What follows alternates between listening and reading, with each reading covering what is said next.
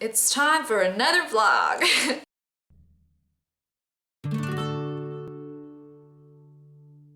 Hey guys, it's Viv. Today is Wednesday, so not really a vlog day. I have not been disciplined enough to keep up with my own schedule. So, hi. Since I last uploaded a video, I feel like I've done a lot, but I've actually not really done that much. Last weekend I went to Hamelin to visit some of the other language assistants that I met on the training course back in September in Cologne. That was fun to see everyone again and keep in touch with some friends. I'm usually not very good at doing that. And we just kind of walked around Hamelin.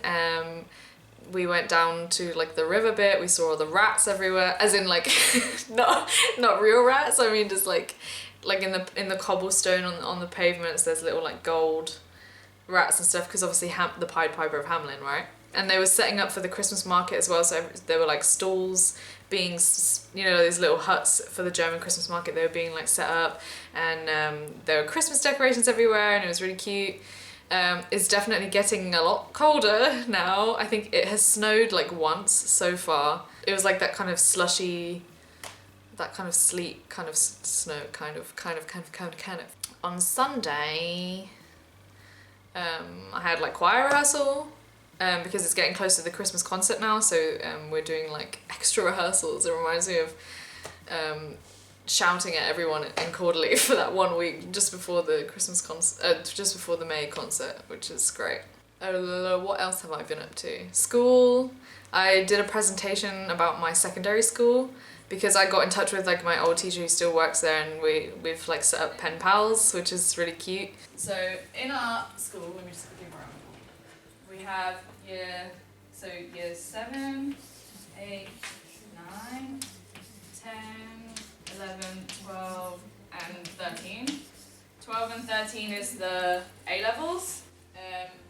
So, here we go. This is a picture of my school student card. That's a picture of me when I was like 12, so there you go. We've set up like this, we've registered on this website so that they have like a space, like a forum to talk to. There's a ladybird on the inside of the door. How did you get in here? Yesterday I went to Stadthagen to show my refugee video again, because there was like a premiere in the church here, and then yesterday there was another similar meeting, so we decided to also show the film. That was a lot more successful. For one thing, the subtitles were finished for yesterday. We all went together, everyone who was in the film except one guy. And it was interesting. I think it was good for other people to like watch the film and then actually see the real people kind of like in front of them, and they were like asking questions to them and stuff, and yeah, it was pretty good, pretty interesting evening. The other day I rehearsed for the Weihnachtsbazaar that I talked about in my last video. I've been practicing guitar a lot and now my fingers are just like dead. Like, they hurt a lot. That was a very quick rundown of everything I've been up to, and I feel like I've been really busy, but actually I've, like, reciting it to the camera, I haven't done that much. Anyway, so today my sister wanted me to talk about her. She was like, oh, talk about me in your vlog. Hang on, let me get a piece of paper. Okay, it would just have to be like this. That square, you know that like facial recognition square is like in the screen, and it's really distracting, so I can't tell what is in the camera and what is not, because there's just like a white square like floating around everywhere. So about my sister, she's 1 year younger than me. She was born in 1996, but I was born at like the end of 94, and she was born like in March 96. So when she was around 9 months old, she actually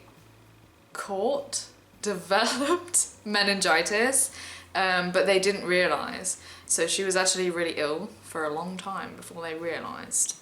And she said one time our mum like walked into the room while she was sitting in her high chair, and my sister didn't react until until my mum came into view, and it really like made her jump, like she hadn't realised that she'd entered the room. So my mum was like, why did that happen?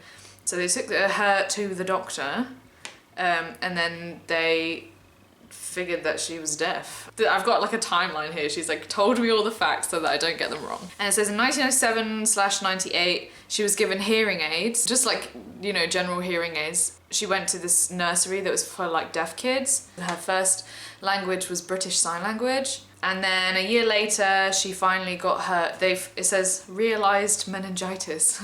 Make the strangest note. A year later, they finally realised that that she had meningitis. She had like an operation, and she had like a huge scar, and like they shaved all the side of her head, and I've got like pictures of it from that time. Yeah, she got a cochlear implant. I should have done research for this video maybe. It says implantation. So basically she had an operation, put some magnets in her head so that she could use this cochlear implant hearing aid. A year after her operation, they finally like switched it on. Growing up with a deaf sister. So me and my sister are like really close. We're like best buddies. She's like my best friend in the whole world. She's super sassy, so she don't take shiz from no one, you know? So I'll tell her something and she'll just be like, deal with it. Or like she'll just be like, just do this. And I'll be like, oh, you're so right. When we were little, I used to be kind of a translator. I've forgotten most of my sign language that I used to know now, which is a shame because it's cool. Someone would say something and she wouldn't understand because she's deaf and she spoke sign language, so I would be there and be like, you know? I have a terrible memory, so I don't actually remember much of my childhood. That sounds terribly sad. I can't really remember what my sister was like at a young age. I think she was just very sassy all the time. My opinions on deaf people, that's like a really strange bullet point. I mean, deaf people are people first and foremost. I'm not really sure how to address this bullet point because opinions on deaf people, it's not like a topic where there are pros and cons. Like deaf people are people who are deaf. There's not really much else to say. So my sister, through her boyfriend, has loads of other deaf friends. And last year we went to Nando's together, which is like a chicken restaurant.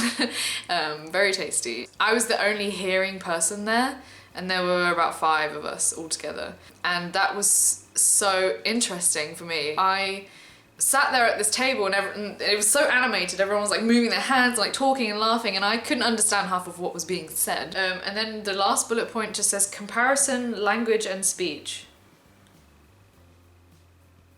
I'm gonna guess that it has to do with the way my sister uses language versus the way I use language. And when I was in sixth form, so when I was like 17 or 18, I can't remember, I think it was in year 12, I think. I wrote an essay for my coursework. It was kind of like this really vague study of her language from when she was younger all the way like through to when she was like 16 or something. So she sent me some of her diary entries. Actually, that's a lie. I found her diary. I said, hey, can I use this? And she was like, yeah, fine. Yeah, so I compared like her speech back from when she was about 8 or 9 to when, written language in these diary entries, from when she was about 8 or 9 to when she was about 14 or so. It was when she stopped writing in the diary. I think it goes without saying that you can expect there to be some differences between her language and my language. But the main points I think I remember are prepositions. She would, I wish I had some examples actually because it's very interesting. She would often get prepositions wrong, or she'd put prepositions in a sentence where prepositions didn't need to be. Prepositions are these tiny words that sometimes, you know, their meaning can be so ambiguous, and I found it interesting that that was something that you know, she... how do I express this? How do I articulate my thoughts? Tenses, even now, she mixes up tenses quite often. I mean, nowadays she doesn't mix them up as often as she used to. Subordinate clauses also was something that she structured them differently, kind of thing. Just the way that she expressed her ideas. I mean, I wouldn't even compare it to that of someone who's not a native English speaker. It's very interesting. Yeah.